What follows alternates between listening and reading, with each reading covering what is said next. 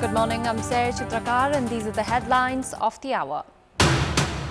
Nepali para taekwondo team including bronze medal winner Palisha Govardhan arrives home to a grand welcome. A victory parade held in Kathmandu. The appointment process of office bearers at Truth and Reconciliation Commission yet to begin while ruling and opposition sides engage in blame games. Work execution of Ministry of Physical Infrastructure feeble, national highways at dilapidated condition, national tribe projects moving at snail pace, over 1.5 million still waiting for their licenses. And the United States announces criminal charges against top leaders of Hamas over their roles in planning, supporting and perpetrating the deadly October 7 attack in southern Israel. Nepali para taekwondo team, along with bronze medal winner in taekwondo under the Paris Paralympics 2024, Palisha Govardhan, have returned home to a grand welcome. National Sports Council, Nepal Olympic and Paralympics Committee and Nepal Taekwondo Association welcomed the team at the Tribhuvan International Airport. Nepali sports enthusiasts, various schools and players had participated in the program. Bronze medalist Palisha Govardhan and coach Kabiraj Negi Lama appeared excited and pleased. A victory parade has been held from the airport to the building of the National Sports Council. The parade that began from the airport went through Gaushala, Purano Baneshwar, Moiti Devi, Dilli Bazar, Bagh Bazar, Bhadrakali, Shahid Gate, Tripureshwar and culminated at the premises of the National Sports Council. Sports officials and enthusiasts say this is the highest ever sports honor any Nepali athlete has received so far. Prior to this, Nepal was unsuccessful in securing a medal at the Olympic and Paralympics. With this, Palisha has become the first female in the country to win an official medal in Paralympics. She defeated Marija Maisev of Serbia 15-8 in the women's K44 under 57 kg weight category to make history. She has defeated Sophie Caverzan of France 2-1 in the first repechage. In the last 8, she had been defeated by top-ranked Mayra Silvana Fernandes of Brazil by a score of 10-8, while in the round of 16, she defeated Venezuela's Morales Valeria by a score of 31-0. The Transitional Justice Bill, after 18 years, was authenticated by the President following consensus among political parties. However, the process of appointment of office bearers in the Truth and Reconciliation Commission has yet to begin. Parties too have yet to decide on the process, which has made the formation of the committee to recommend office bearers uncertain. The Ministry of Law, Justice and Parliamentary Affairs has meanwhile said top brass leaders are in discussion for the same. Top leaders, including Prime Minister KP Sharma Oli, had stated at the Parliament that the peace process would conclude soon, which was welcomed by the international community. However, the government has dilly-dallied the appointment of office bearers. It also seems confused on whether to give full shape to the committee formed earlier under the coordination of former Chief Justice Om Prakash Mishra or form an entirely new one. However, even if the existing committee is given continuity, it will take at least 2 months for it to fulfill its duties. Around 65,000 complaints have been filed at the Truth and Reconciliation Commission and the Commission for the Investigation of Enforced Disappeared Persons. These two commissions will take in any remaining complaints after it gains full form. However, the delay in appointment of office bearers has been pushing further the works of concluding peace process. Main opposition, CPN Maoist Centre has been agitated with the government of CPN-UML and Nepali Congress that had committed of a stable government and taken constitution amendment as its top agenda. Maoist Centre Chair Pushpa Kamal Dahal has been airing harsh comments towards Prime Minister KP Sharma Oli. In reply, the Premier has also warned Dahal that he will not fear anyone, suggesting that he was not the one behind deaths of 17,000 individuals in reference to the loss of lives during the armed conflict. The verbal volley between the two leaders has further distanced the two parties that at one point were partners. Meanwhile, Nepali Congress has remained a mere spectator of the blame games between UML and Mao Center as the works of peace process stalls.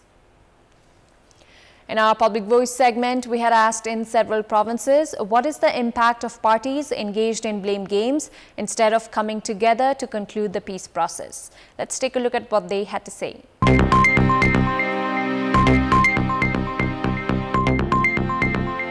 सर्वसम्मत रूपमा यो मुद्दालाई चाहिँ टुङ्ग्याउनु पर्छ ताकि ती द्वन्द्व पीडित परिवारहरूले न्यायको अनुभूति गर्न पाउन्। हिजो पनि मार परेको थियो, अब यिनको मार परिदै रहने अवस्था देखिन्छ। जुन मान्छेको एउटा मानवाधिकार हो, त्यो मानवाधिकारको पनि एक प्रकारको हनन भएको छ। द्वन्द्वको चपेटामा परेका मानिसहरूले न्याय पाएनन्। देशले निकास नपाउने हैन विकासका कामहरू योजनाहरू चाहिँ समयमा चाहिँ अब नटुङ्गिने, यिनीहरू आपसमा चाहिँ नलरिकन सम्बन्धित चाहिँ के भन्छ समस्याको जुन समस्याहरू छ नि, व्यक्तिहरूको जुन समस्या छ त्यो चाहिँ समाधान गर्नुपर्ने। दुई दलहरू मिलेर झगडा गर्नुभन्दा त राम्रो जनताहरूको कुरालाई आवाजलाई उठाएर बरु झगडा गरेको डिस्कस गरेको राम्रो। यो चाहिँ देशको लागि र जनताको लागि एकदम नराम्रो विषय हो। सबै पार्टी राजनीतिक पार्टीहरू मिलेर एकजुटमा टुङ्गेमा पुर्याउनु पर्छ। सङ्कटकारी न्यायलाई अब लामो अवस्थामा लान हुँदैन। छिटो भन्दा छिटो यसको निकास नदिने हो भने यसले पनि नेपाली जनतालाई र नेपाललाई सङ्कटमा पार्छ। उनीहरूले जनताको वास्तविक समस्याहरूलाई समाधान गर्नु पर्यो।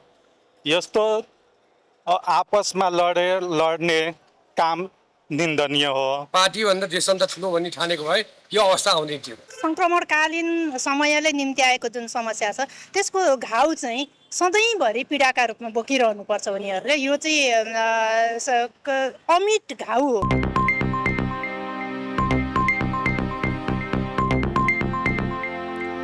Parliamentarians have drawn the government's attention on issues ranging from MBBS entrance exam results to controversial statements from ministers.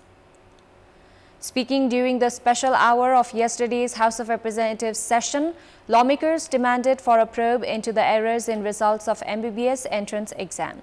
Opposition, Mao Center and Rashtriya Swatantra Party lawmakers said the fate of more than 3,000 students had been tampered with and alleged the government of being behind it. मानवीय गल्ती भनेर सच्याएको हामीले सुन्यौं।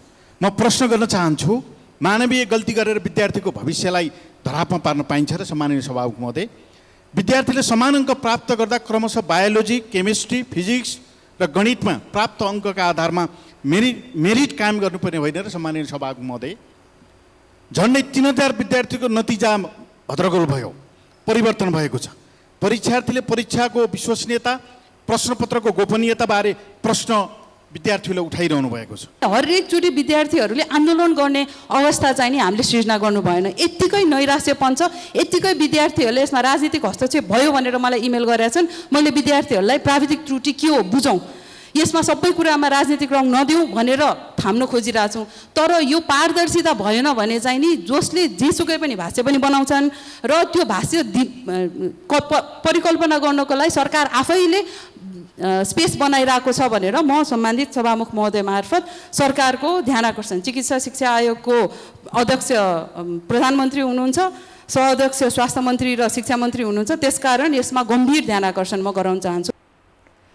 Lawmakers also demanded answers from the government on the controversial statements aired by Minister for Communication and Information Technology, Prithvi Subba Gurung, who is also the government spokesperson.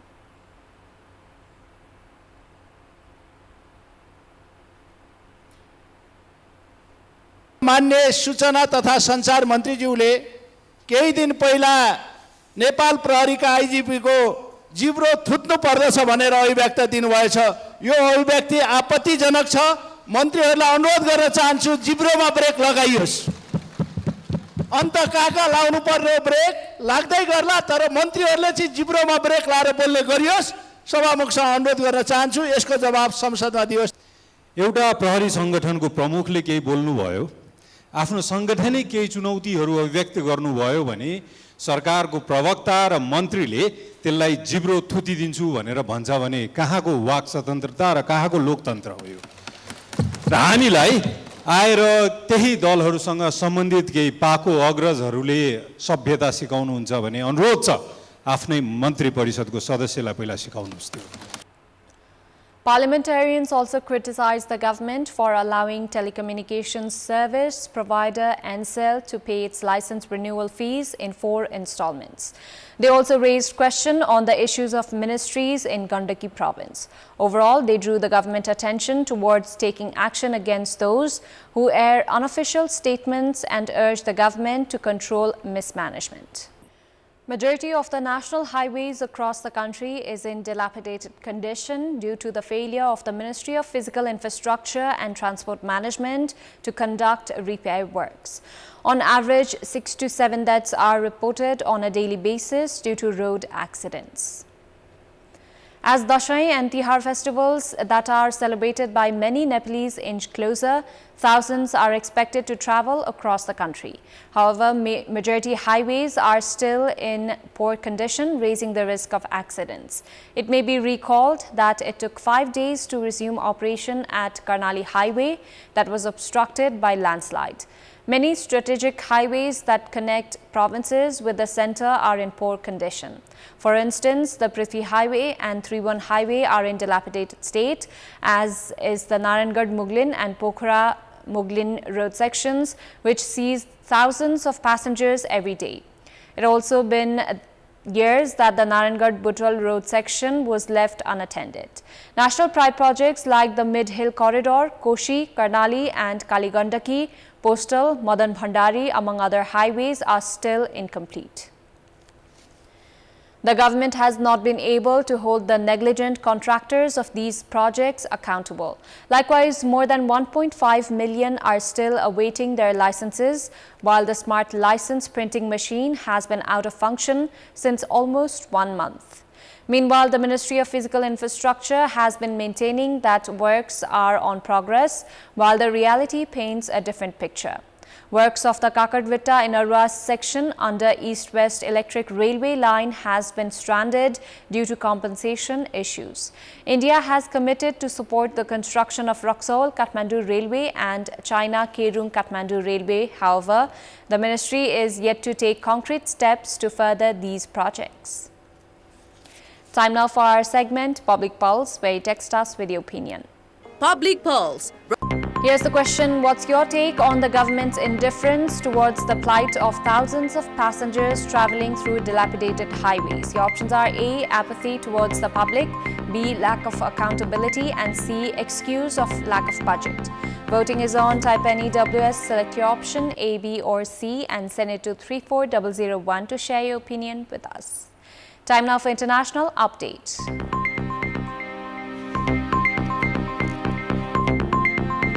The United States announced criminal charges yesterday against Hamas's top leaders over their roles in planning, supporting and perpetrating the deadly October 7 attack in southern Israel. The charges against Yahya Sinwar, the militant group's chief, and at least 5 others accused them of orchestrating the 7th October attack, which killed 1,200 people, including more than 40 Americans. That attack triggered an Israeli assault on Gaza that has killed more than 40,800 Palestinians and laid waste to much of the territory. Attorney General Merrick Garland said in a statement that, as outlined in the complaint, those defendants armed with weapons, political support and funding from the government of Iran and support from Hezbollah have led Hamas's efforts to destroy the state of Israel and murder civilians in support of that aim. The complaint names 6 defendants, 3 of whom are deceased. The living defendants are Sinwar, who is believed to be in hiding in Gaza, Khalid Mishal, who is based in Doha and heads the group's diaspora office, and Ali Baraka, a senior Hamas official based in Lebanon.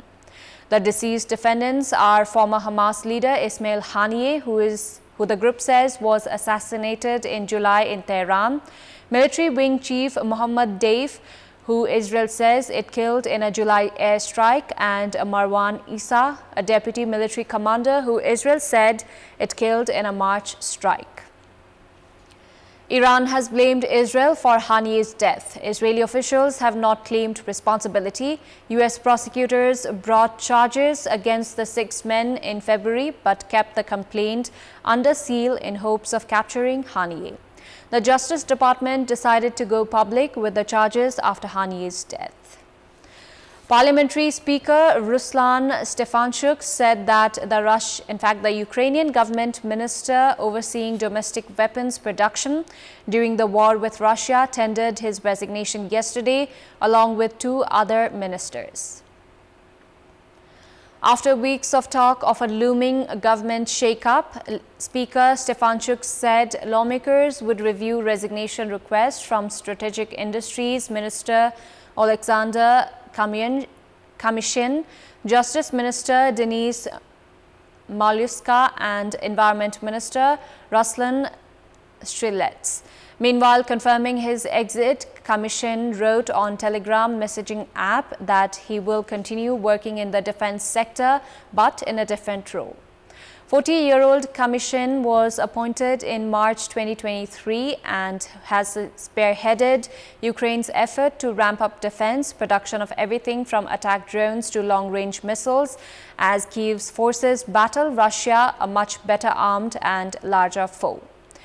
In the year after the Kremlin's full-scale invasion in February 2022, he carved out an image as an effective wartime manager running the national railways, a vital logistics artery for both civilians and the military. Lawmakers and political analysts have expected major changes in the government since summer began. Suspected Boko Haram Islamist militants roared into a northeastern Nigerian village on motorcycles, opened fire on a market and set shops and homes ablaze, killing at least 37 people. Military officials have confirmed about the incident and casualty. Residents said the death toll could be even higher, with villagers still missing and feared dead after fighters chased them into the bush. The attack took place on Sunday afternoon in Yobe, one of 3 states at the front line of an insurgency that has lasted 15 years. Thousands of Nigerians have been killed and more than 2 million displaced. That's all for the moment. Thank you for watching. Good day.